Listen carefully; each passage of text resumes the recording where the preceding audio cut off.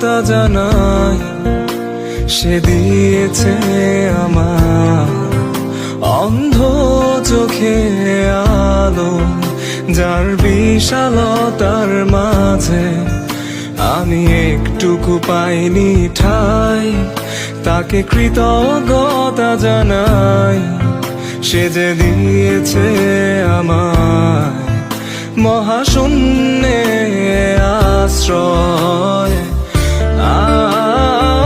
আমার সব অপূর্ণতায় যেন হয় আমার শূন্য পথের প্রতি শ্রেয়তম আশীর্বাদ।